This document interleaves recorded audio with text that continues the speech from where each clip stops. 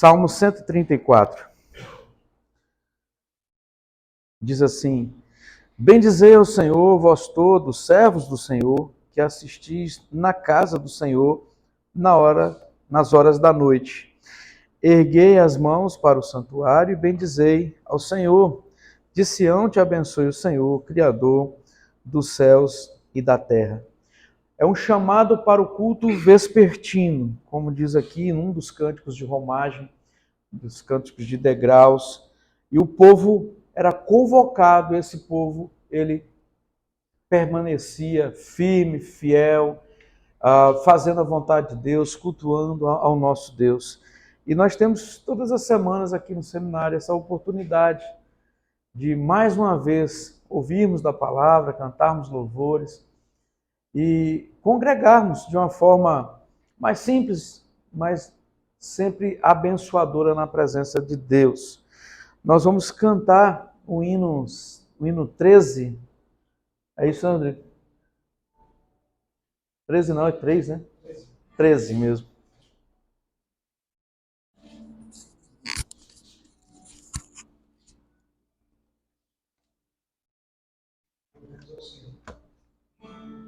Se luz cega o sol ardente, quando Cristo em seu fulgor, quem contemplará aquele que do sol é criador? Patriarcas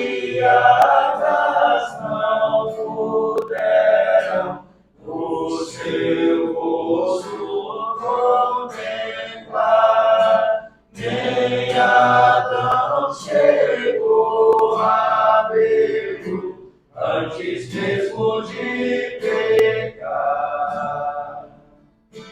Luz perante a qual é trevas, mesmo o sol a fulgurar, nossos olhos pecadores não te podem contemplar. Fogo em cima da santa, sacerdote no Sinai, são figuras dessa glória do Senhor eterno Pai. Para Deus nós com Ele, cantai-nos em comunhão.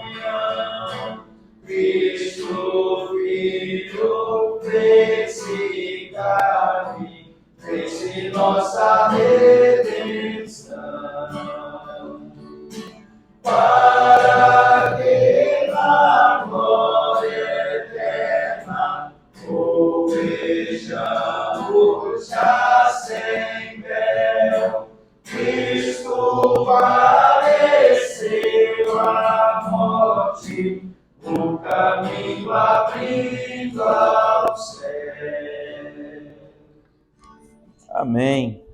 Ainda o Salmo 135, apenas os 3 primeiros versículos do Salmo 135, nós vamos ler juntos.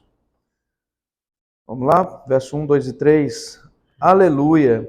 Louvai o nome do Senhor, louvai os servos do Senhor. Vós que assistis na casa do Senhor, nos átrios da casa do nosso Deus, louvai ao Senhor, porque o Senhor é bom, cantai louvores ao seu nome, porque é agradável. Então, ainda nesse espírito de alegria, de louvor, de contemplação, vamos cantar aquele cântico, Quero Louvar-te.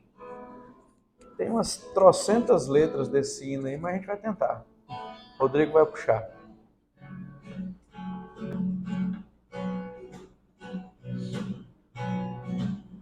Quero louvar-te, sempre mais e mais quero louvar-te, sempre tua graça conhecer, quero louvar-te,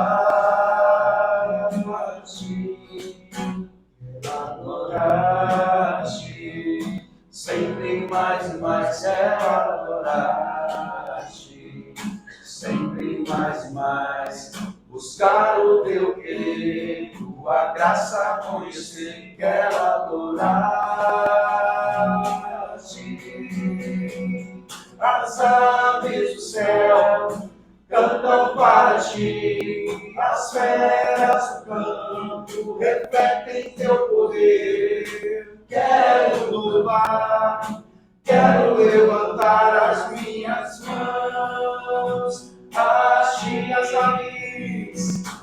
aves do céu cantam para ti, as feras do campo refletem teu poder. Quero louvar, quero levantar as minhas mãos a ti, quero louvar-te, sempre mais e mais quero louvar-te, sempre mais e mais buscar o teu querer, tua graça conhecer, quero louvar-te, quero adorar-te, sempre mais e mais quero adorar-te, sempre mais e mais buscar o teu querer, tua graça conhecer, quero adorar-te. As aves do céu cantam para ti, as feras do campo refletem teu poder. Quero louvar, quero levantar as minhas mãos a ti. As aves do céu cantam para ti, as feras do campo refletem teu poder. Quero louvar, quero levantar as minhas mãos a ti. Amém. Pedir a Verônica que ore. Agradecendo a Deus por esse momento. Deus, nós te louvamos, nós te agradecemos por este momento de comunhão, de adoração ao teu santo nome. Te agradecemos, ó Pai, porque de forma tão maravilhosa tu nos concede, Senhor Deus, a oportunidade de te louvar. Te pedimos, ó Deus, continue, Senhor Deus, a nos dar mais e mais vontade de estar na tua presença, de te buscar e agradecer o teu santo nome. Seja, Senhor Deus, que este culto de louvor e adoração a ti, Senhor Deus. Que seja a cada momento deste culto com as tuas mãos sobre as nossas cabeças e nos abençoando. Nós te louvamos, nós te agradecemos. Em nome de Jesus. Amém. Amém. Amados irmãos, abramos a palavra do Senhor em Abacuque. Nós vamos meditar um pouco hoje sobre quando o céu fala, a terra se acalma. Quando o céu proclama a sua glória, a terra se acalma. Abacuque capítulo 2, dos versos de número 1 até o verso de número 5, que diz assim a palavra do Senhor: Por-me-ei na minha torre de vigia, colocar-me-ei sobre a fortaleza e vigiarei para ver o que Deus me dirá e que resposta eu terei à minha queixa. O Senhor me respondeu e disse: Escreve a visão, grava sobre tábuas para que a possa ler até quem passa correndo, porque a visão ainda está para cumprir-se, num tempo determinado, mas se apressa para o fim e não falhará. Se tardar, espera-o, porque certamente virá, não tardará. Eis o soberbo, sua alma não é reta nele, mas o justo viverá pela sua fé. Assim como o vinho é enganoso, tampouco permanece o arrogante, cuja gananciosa boca se escancara como o sepulcro e é como a morte, que não se farta. Ele ajunta para si todas as nações e congrega todos os povos. Santo Deus, sua palavra lida será exposta aos nossos corações, que o Senhor seja glorificado, que nós aprendamos e que nós possamos praticar tudo aquilo que o Senhor tem ensinado em nosso coração. É em nome de Jesus que oramos. Amém. Amados irmãos, o livro de Abacuque, ele é o 8º livro dos profetas menores. Embora esse livro esteja aí afastado ou distante de nós cerca de 2.500 anos, a mensagem de Abacuque, ela é atual. A mensagem de Abacuque, ela é muito pertinente para os nossos dias. A bem na verdade, a mensagem de Abacuque, ela grita, ela salta aos nossos olhos. É somente abrir o jornal, é somente abrir uma notícia da internet ou de qualquer outras coisas. Por quê? Porque o tempo, ele pode até mudar. 2.500 anos aproximadamente se passaram, mas o homem pecador, o ser pecador, ele é o mesmo. Ainda somos prisioneiros das nossas ambições ou das mesmas ambições. Somos prisioneiros de danos morais por causa do pecado e não distante da mesma loucura ou elucubração do povo daquela época, também para hoje. Então, Abacuque, ele profetiza num tempo em que sua nação estava à beira de um colapso, de um caos generalizado, onde o cálice da ira de Deus havia tomado uma proporção, porque o cálice da ira de Deus, ele demora para encher, mas quando ele enche, quando ele transborda, o juízo que vem, um juízo iminente que vem, é inevitável. Quando o cálice da ira de Deus transborda, o juízo é inevitável. Tornamos vulneráveis, totalmente vulneráveis. E é impossível escapar das mãos do Senhor. Eu e você, nós podemos burlar a justiça comum, as leis, nós podemos corromper os tribunais, nós podemos mentir, nós podemos no sentido de que temos a capacidade, não que podemos, que temos a liberdade, mas temos a capacidade de enganar a muitos, mas nós não temos a capacidade de enganar aquele que senta no alto e no sublime trono, aquele que rege, que guia todos os nossos passos. Então, os temas levantados por Abacuque são manchetes em qualquer noticiário hoje. Os temas levantados por Abacuque estão nas ruas, nas famílias, nas igrejas. Em cada canto a gente vê o mesmo tema levantado por Abacuque. As inquietações de Abacuque, as perguntas de Abacuque ainda ecoam em nossos corações. Quando nós lemos o livro de Abacuque, se você não leu ele todo ainda, faça.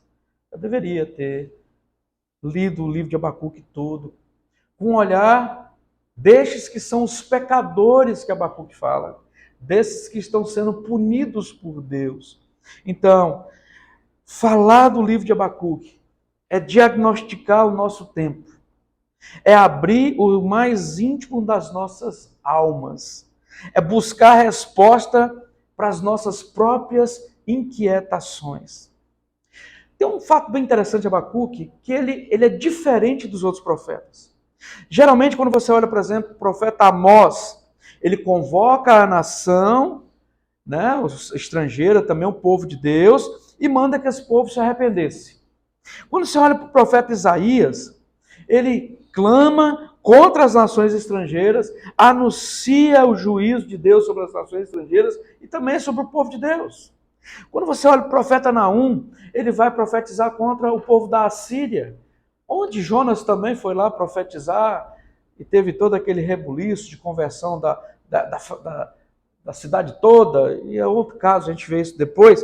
Mas Naum, depois ele profetiza o fim da Assíria. Obadias fala da queda de Edom, e aí por diante. Mas Abacuque é diferente. Abacuque, ele tem um estilo diferente, ele não aborda o povo em detrimento a falar de Deus, mas ele fala para Deus do povo. Ele, digamos uma palavra, usando todos os atributos da palavra, ele contesta Deus, o agir de Deus, diante da situação que o povo estava passando. É uma coisa interessante de Abacuque. Van Groningen vai dizer o seguinte: Ele chama Abacuque de um profeta filósofo. Por quê? Porque a sua profecia expressa uma preocupação a respeito do problema da maldade amplamente espalhada em Jerusalém, em Judá, bem como a aparente falta de preocupação de Deus. E Van Groningen completa dizendo assim: quando, porém, Abacuque é informado do plano de Deus, de usar os babilônicos, os mais ímpios ainda, como vara de julgamento para ajudar, o problema de Abacuque se intensifica. Então, amados irmãos, ora, como pode Deus santo, Deus reto, e Abacuque fala isso no capítulo 1, como é que pode o Senhor santo e reto, ele vai dizer aqui no verso 13 do capítulo 1, tu és tão puro de olhos que não podes ver o mal e a opressão não podes contemplar, porque, pois, toleras os que procedem perfidamente e te calas quando o perverso devora aquele que é mais justo do que ele.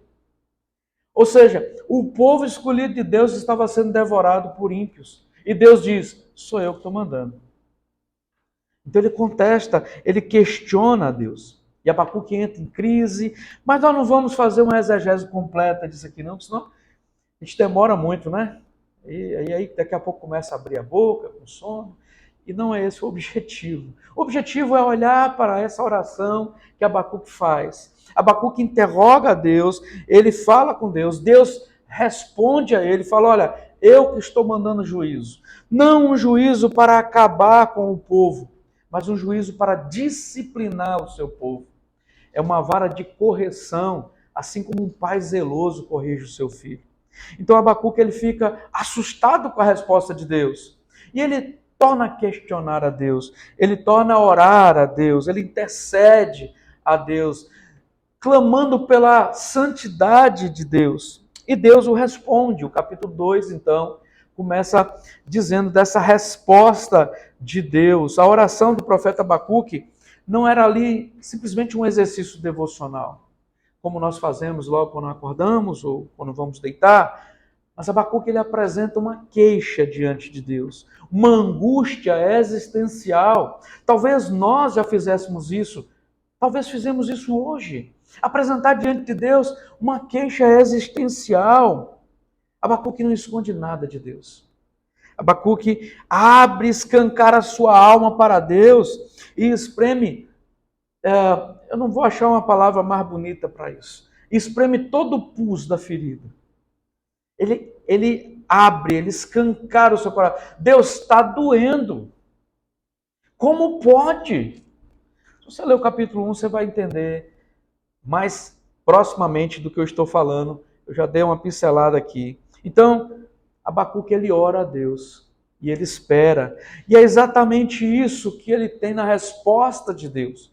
No versículo 1 do capítulo 2, e nós vamos ver hoje sobre as respostas de Deus ao profeta, acalma o seu povo. Quando o céu fala, a terra se cala, a terra se acalenta.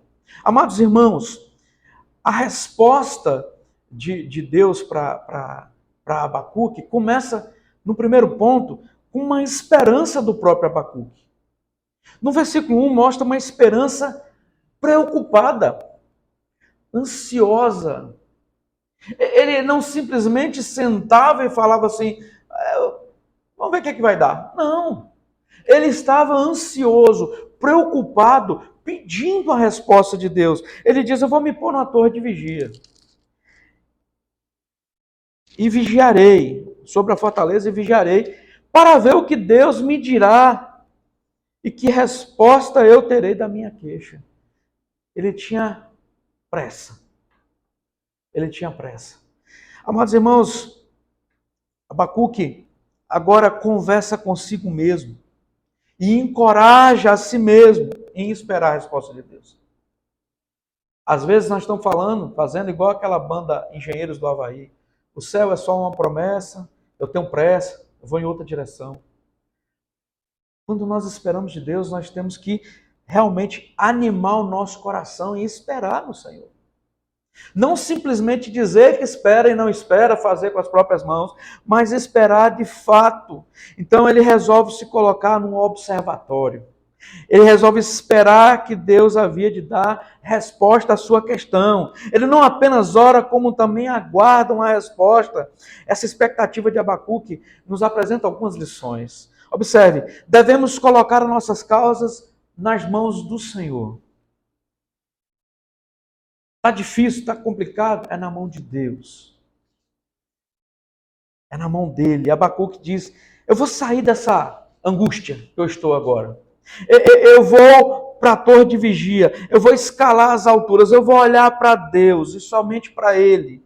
Abacuque não ficou prisioneiro, queridos, do problema. Ele não ficou preso no desespero. E agora? Quem poderá me defender? Chapulim Colorado não vai pular e vai dizer eu. Isso é só lá no Chaves que acontece isso. Mas quem vai pular na sua frente como aquele que te protege é o Senhor Jesus. É aquele que te responde. Ele não fica preso no seu desespero. Ele deixou de olhar para os problemas que cercavam ele. E ele se lançou fora disso. É isso que nós devemos fazer. Nos lançar fora destes problemas e tomar uma posição de olharmos somente para o Senhor. Mateus capítulo 3, verso 7, diz que nós devemos fugir da ira vindoura. O povo de Deus deve saber que o perigo se aproxima e a nossa responsabilidade é alertar as pessoas. Então nós precisamos fugir da ira vindoura, dizendo para as pessoas, ei, a ira do Senhor vem. É urgente. O que nos faz perceber que precisamos também nos colocar na nossa torre de vigia. Precisamos ter uma disposição íntima em nosso coração de buscar a presença de Deus em todos os momentos, em todas as circunstâncias. Quer exemplos? A torre de vigia do profeta Daniel era o seu quarto. E mesmo com o mandato do rei, do rei que não podia orar, ele continuou na sua torre de vigia, orando e confiando. A torre de vigia de Paulo muitas vezes foi a sua cela de prisão, onde ele orava, cantava louvores e esperava a resposta do Senhor. Amados irmãos, Deus está em todas as partes. Ele é onipresente. Nós podemos buscá-lo em qualquer lugar. Mas nós precisamos colocar em disposição mental de colocar tudo na presença, nas mãos, todas as nossas causas nas mãos do Senhor. Outra coisa da esperança preocupada que nós temos de lição é que nós devemos aguardar a resposta de Deus ao nosso clamor. Você não está pedindo? Como não esperar? É estranho. Eu peço, mas sei lá se Deus vai me atender. Uma coisa a gente tem que pôr no nosso coração. Deus, Ele responde se Ele quiser. Ele faz se Ele quiser. Mas nós precisamos esperar no Senhor. Abacuque não apenas é um intercessor. Ele é como um guarda no alto de uma torre. Ele tem os seus olhos abertos para observar o cenário, para perceber os acontecimentos, aquelas que seriam as respostas ou a resposta do Deus eterno. Tantas vezes falhamos porque oramos a Deus e depois nos esquecemos. Se oramos, devemos esperar pela resposta. Precisamos, depois de orar, continuar confiando em Deus e devemos aguardar ansiosamente pela sua resposta. Oração, queridos, não é um monólogo. Oração não é você falar para o nada, um monólogo, falando de você para você mesmo. Oração é um diálogo. Quem fala precisa ter ouvidos atentos para ouvir. E Deus vai nos dizer no Salmo 46, verso 10, aquietai-vos e sabei que eu sou Deus. É diante dele que nós devemos colocar as nossas petições. É dele que nós devemos aguardar o nosso clamor. Martin Lloyd Jones vai dizer o seguinte, se eu creio, observe, se eu creio que Deus é meu Pai e que os próprios cabelos da minha cabeça estão todos contados e que Deus está muito mais interessado em meu bem-estar do que eu próprio, e se creio que Deus está muito mais interessado do que eu na honra do seu grande e santo nome, então certamente desonro a Deus se eu não espero uma resposta para a minha oração. Uau! Martin Lloyd Jones era crente. Se Deus é isso tudo que nós falamos que Ele é, não esperar uma resposta dele é desonrá-lo, é desacreditá-lo. Nada mais revela tanto o caráter de nossa fé quanto o que faremos depois de havermos orado. Os homens de fé não somente oram, mas esperam as respostas às suas orações. A esperança da resposta é a tese central da nossa fé. Uma esperança preocupada, apreensiva. Você ora e fala, Senhor, eu estou vigiando, Senhor, eu estou olhando. Eu estou esperando a resposta. É assim que nós devemos proceder, baseado naquilo que Abacuque tem nos ensinado. Mas não somente isso. Quando o céu fala, a terra se acalma. A resposta de Deus acalma o nosso coração. E aqui dá para Abacuque não só essa esperança ansiosa, essa esperança preocupada, mas dá para Abacuque uma gloriosa visão. Uma gloriosa visão. Muitos vão dizer que aqui que nasce a ideia do outdoor. Anacronismo. Cuidado. Mas uma coisa é certa, é uma grande visão. Então consideremos essa visão de Abacuque e ela nos ensina também algumas lições. A visão de Abacuque, ela vem como resposta à sua oração. Essa visão, ela era para ser eternizada. Olha só o que o texto diz. Então o Senhor me respondeu, né? O Senhor me respondeu e disse, escreve a visão. Escreve aí, para você não esquecer. Grava sobre tábuas, para que possa ler até quem passa correndo. E realmente, quando você olha para isso, você passa na estrada, você vê um outdoor, você vê ele de longe, e você contempla as letras. Essa visão era para ser eternizada. Deus manda Abacuque escrever a visão, gravá-la sobre as tábuas. Deus está trazendo uma revelação permanente. Uma visão que deveria ser bem legível, acessível a todas as pessoas. Essas tábuas deveriam ser ali tipo tijolos finos, tipo uma pedra ardósia, bem fina, que tinha naquela região da Babilônia ali. Quando você vai pesquisando isso aí, você encontra. Então essa visão não era destinada apenas ao profeta, mas também para as gerações futuras. Era uma mensagem universal que todos deveriam conhecê-la ao longo dos séculos, como uma verdade gloriosa. E é interessante que tanto é que chegou até nós. Hoje, aqui em 2024, estamos falando dessa visão que Abacuque teve na resposta do Senhor. A mensagem, queridos, que nós recebemos é uma mensagem importante, é uma mensagem urgente. Nós precisamos proclamar essa mensagem a todos os povos, a todas as pessoas. Nós precisamos observar que a visão dada a Abacuque deveria ser registrada de um modo claro, permanente e público. É assim que a exposição da palavra deve ser. Pública, transparente, clara, de uma mensagem que é permanente. Só conhecemos Deus e o seu plano redentor porque Deus nos transmitiu sua palavra. Ordenou que a sua palavra fosse registrada. É uma mensagem para ser eternizada. A palavra de Deus é eterna. O mesmo Deus que converteu milhares, continua convertendo hoje. É o mesmo Deus que faz em nossos corações, que Ele sempre fez. Quer amar-nos, quer abrir o nosso entendimento para olhar para Ele. Essa é a mensagem urgente. Aqui era uma mensagem de consolo.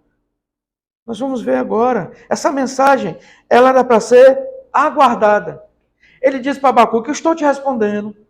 Você grava essa mensagem, escreve ela em tábuas, bem grandão, letras garrafais, para que todo mundo passe até mesmo correndo de longe, possa ler. Mas, essa mensagem não é para agora. Essa visão, ela é mais para frente, porque a visão ainda está, verso 3, está por cumprir-se no tempo determinado. O profeta ouve a Deus e faz o que ele manda fazer. Então, mas essa visão está apontando para o futuro. Ela mostra o glorioso propósito de Deus de salvar o homem mediante a fé e não pelos seus méritos. Amados irmãos, o termo aqui, tempo determinado, além de indicar que vai acontecer, é uma garantia do acontecimento. Ele falou, olha, está para cumprir-se no tempo determinado. Não é talvez vai se cumprir. Não é quem sabe vai se cumprir. Não é se tiver uma resposta positiva vai se cumprir. Mas essa resposta, essa visão do Senhor, essa missão que Abacuque recebe para falar para o povo de Deus ela vai se cumprir. Mas nós não sabemos o tempo, nós não sabemos a hora. Mostra então o glorioso propósito de Deus em salvar o homem pela vontade de Deus e não pelos seus méritos. Só Deus sabe o tempo que Ele tem para nós. Só Deus sabe o tempo que Ele tem para as nossas congregações, para as nossas igrejas. O tempo que Ele tem para enchê-la ou esvaziá-la, levantá-la ou destruí-la. Só Deus sabe. Só Deus tem isso em mãos. Deus sabe o que faz. Ele não se apavora. Ele não se precipita. Nós sim. Por isso é preciso ter paciência. E Deus está falando para Abacuque escreve, para você não esquecer, para ninguém esquecer. Mas isso que eu vou te falar agora, não vai acontecer agora. Vai acontecer no futuro. Então, diante da esperança apreensiva de Abacuque, ele tem essa visão gloriosa. E não somente isso, Deus agora começa a mostrar um grande contraste entre o justo e o soberbo. Isso tudo na visão que Abacuque tem da resposta do Senhor. Aqui vemos um contraste entre pessoas de fé e pessoas que, em sua arrogância, confiam em si mesmas. Então, ele começa no verso 4 dizendo assim: eis o soberbo, a sua alma não é reta nele. Mas olha o contraste. Mas o justo viverá por sua fé. Esse versículo é o versículo central de Abacuque. É o versículo central do livro. E que é o tema central do cristianismo. Nós vamos falar um pouco mais sobre ele no final. Talvez a chave central de toda a Escritura. O justo, ele vive pela fé. Lloyd Jones contribui também com esse pensamento, dizendo o seguinte: há somente duas atitudes para uma vida neste mundo. A atitude da fé ou a atitude da incredulidade. Podemos nos afastar dos caminhos de Deus ou viver pela fé em Deus. Queridos, quando eu e você cremos, nós somos da seguinte forma, porque fazendo esse contraste, o soberbo, ele confia em si mesmo. Entretanto, o justo, ele coloca a sua confiança em Deus. O soberbo, ele espera na sua força, mas o justo, ele vive pela fé. O soberbo está destinado à morte, mas o justo, ele é liberto da morte pela fé. Enquanto o soberbo escarnece da visão dada por Deus, o justo vai ver nessa visão a fonte da sua salvação. Queridos, o que Deus oferecia a ajudar era um exemplo daquilo que Cristo faria em relação ao nosso pecado. Não é pela confiança em si mesmo que eu e você alcançamos a salvação. Ao contrário. A salvação é alcançada quando deixamos de confiar nos nossos próprios méritos, a semelhança do povo de Judá, e começamos a confiar na palavra e entregarmos a essa graça, a graça de Deus. Mas você está falando isso no seminário, para seminaristas? E às vezes nós esquecemos. Às vezes o profissionalismo nos faz esquecer da graça. Às vezes o profissionalismo nos faz ficar enfadados. E aí nós não conseguimos mais ouvir a pregação da palavra do Senhor. Começamos a confiar no Logos, no Bible Work, nos comentários, naquilo que eu já li, naquilo que fulano disse, naquilo que ciclano falou, e esquecemos da graça. Muitas vezes nos tornamos soberbos, até mesmo sem querer, se há essa possibilidade, porque começamos a confiar demais na gente. Viver pela fé, querido, significa crer na palavra de Deus, ser obediente a essa palavra, independentemente como nos sentimos, ou do que vemos, ou quais sejam as consequências daquilo que nós estamos vivendo. Gosto muito de uma frase de Augusto Nicodemo, dizendo ele que fé é orar e nada acontecer. Fé é ler a Bíblia e nenhum texto salta a sua. Fé é tomar porrada todo dia e continuar fiel. Isso é fé. Fé não é só vou ter fé se Deus me der, se Deus fizer. Às vezes as pessoas me chamam de doido. Eu não contesto muito, não.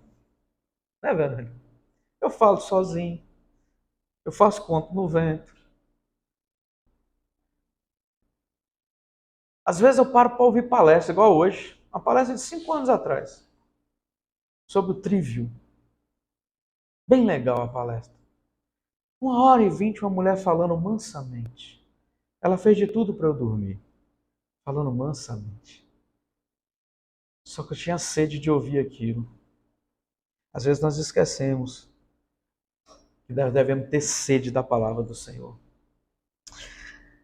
Algumas ocasiões, queridos, a igreja tem trocado a fé pela eficiência duvidosa das coisas que o mundo oferece. Sistemas complexos são elaborados para substituir a fé. São,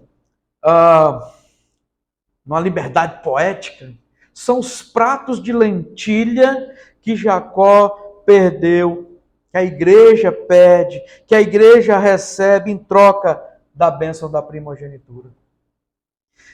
São cursos, são planos, palestras sobre como dobrar o número de membros da igreja em um ano, como triplicar a receita, como ser feliz, passos para isso, passos para aquilo. É importante ressaltar que o maior valor que a igreja possui na sua existência é a fé. É a fé. Precisamos mais de Deus e menos de homens. Nós somos apenas instrumentos. E ruins.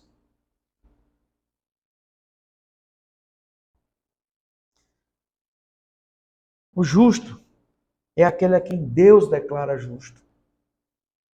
Aqui está a semente da gloriosa doutrina da justificação pela fé. A justificação é um ato e não um processo. Ela é um ato. Acontece. Acontece uma única vez e jamais precisa ser repetida. É um dom de Deus, não nosso. Queridos, na justificação somos declarados justos e não feitos justos. Entende a diferença? Declarados de uma vez por todas, de uma vezada só, numa pancada só. Eu estou desenvolvendo o meu processo de justificado. Não. Quando você fala isso, você elimina a cruz de Cristo. O menor crente, queridos, o menor crente está tão justificado quanto o mais santo entre os crentes. Somos justificados mediante o sacrifício substitutivo e expiatório de Cristo na cruz. É isso que é justificação. Não existe graus de justificação. Por isso que ele diz, o justo, ele vive pela fé. E ele vai dizer que assim como o vinho é enganoso, tampouco permanece o arrogante, cuja boca se escancara como sepulcro e é como morte, e não se farta. Ele ajunta para si todas as nações e congrega todos os povos. São os babilônicos massificando o povo e matando o povo, acabando com o povo. o povo de Deus, judiando. Mas foi Deus que mandou. Mas essas pessoas eram inocentes.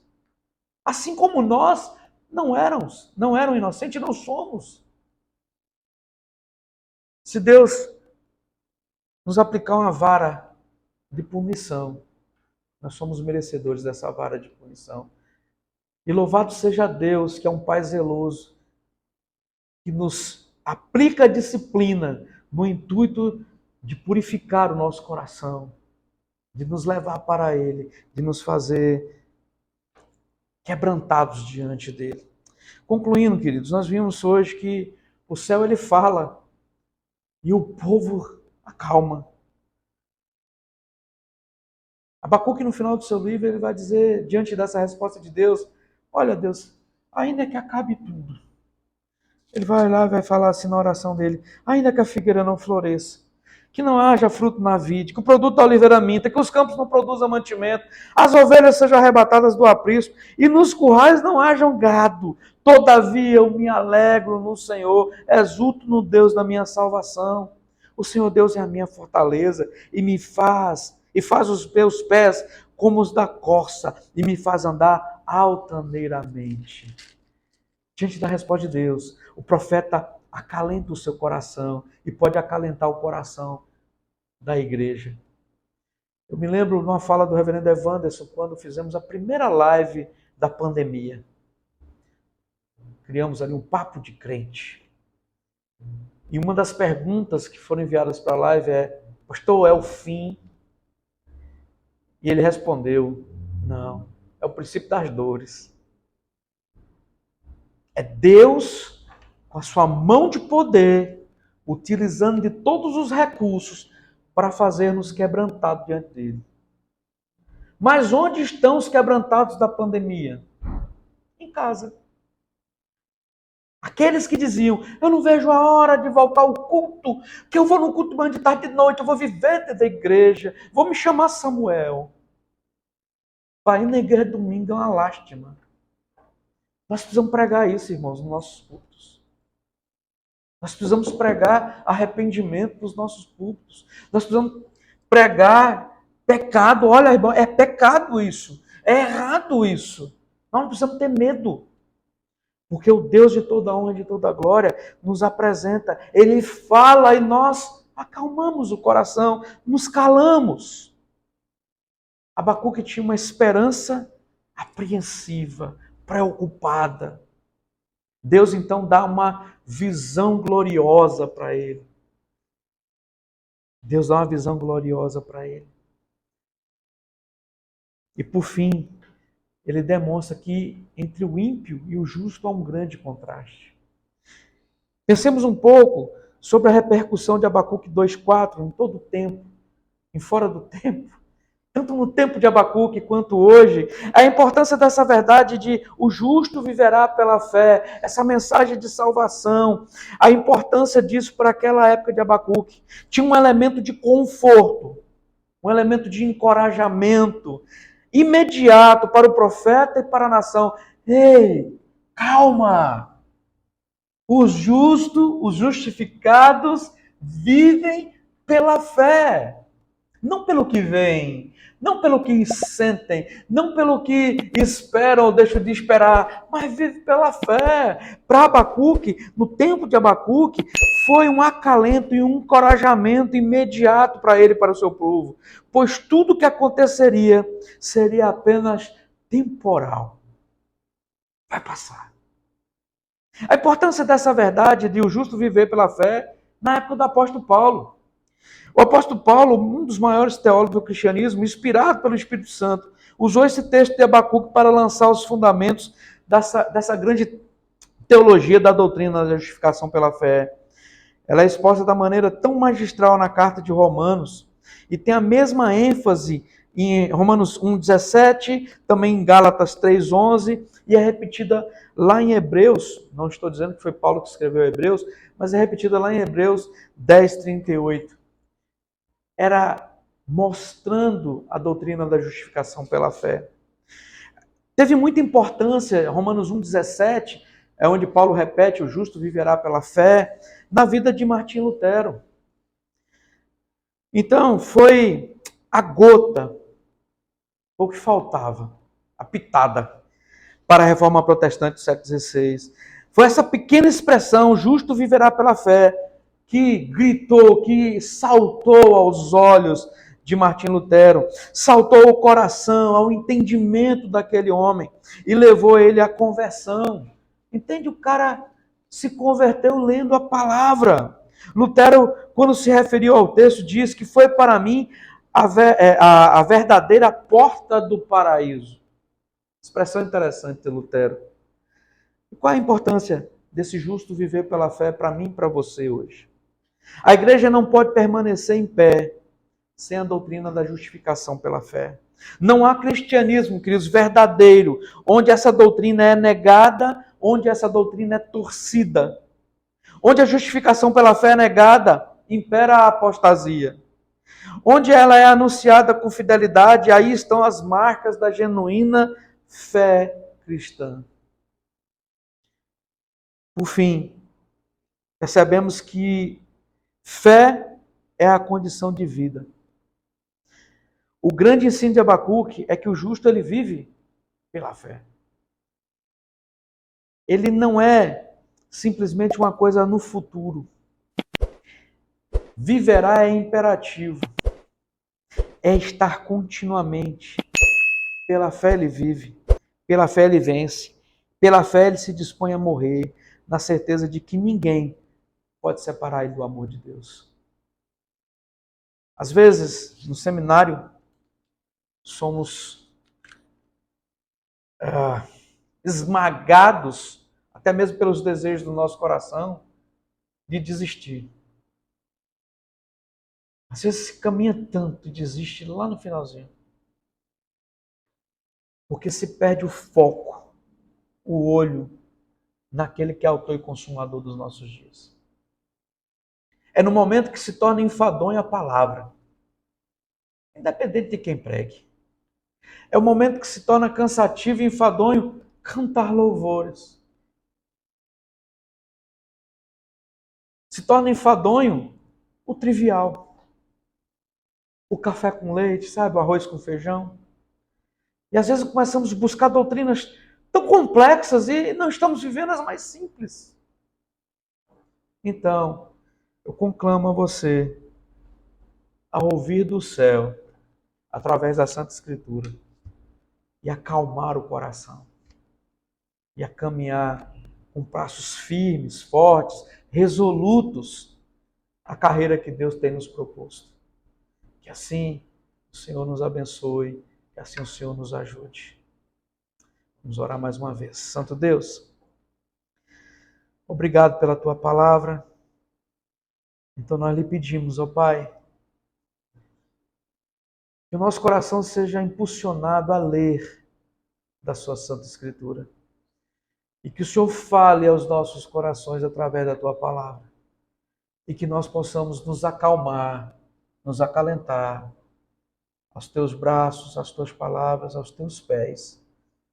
Ensina-nos, ó Deus, a viver em humildade e simplicidade, a aprender do Senhor, a viver para a obra do Senhor, não somente hoje, mas usa-nos para todo sempre, em nome de Jesus. Amém.